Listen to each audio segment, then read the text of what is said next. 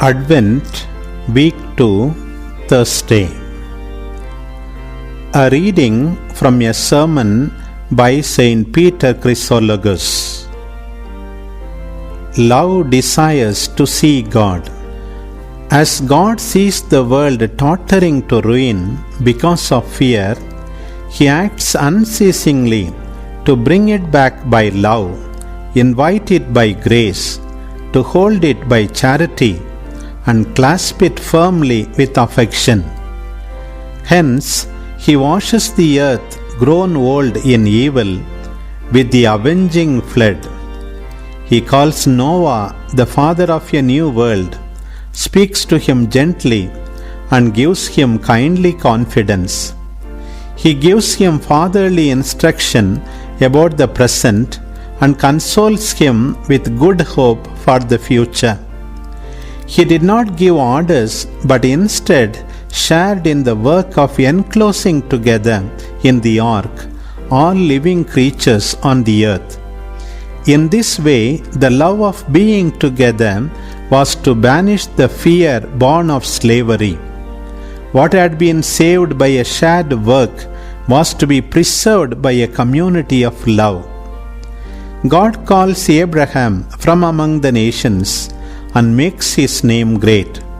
He also makes him the father of those who believe, accompanies him on his journeys, and takes care of him among foreign peoples.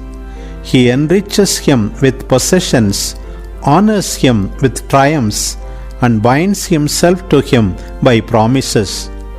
He snatches him from harm, looks after him hospitably, and astonishes him with a son he had given up hope of ever having. All this he does so that, filled with so many good things and drawn by a great sweetness of divine love, Abraham might learn to love God and not to be afraid of Him, to worship Him by love, not by trembling in fear. He comforts the fugitive Jacob in his sleep.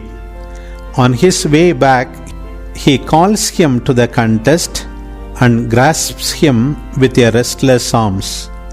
This was to teach him to love and not to fear the father of the contest.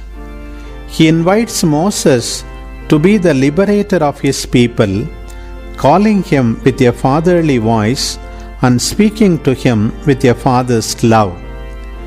The events that we have recalled, where the hearts of men were fired with the flame of the love of God, and their senses flooded to intoxication with that love, led them, wounded by love, to begin to want to look upon God with their bodily eyes. How could the narrowness of human vision enclose God, whom the world cannot contain? The law of love has not thought about what will be, what ought to be, or what can be. Love knows nothing about judgment, is beyond reason, and is incapable of moderation. Love takes no relief from the fact that its object is beyond possibility, nor is it cured by difficulties.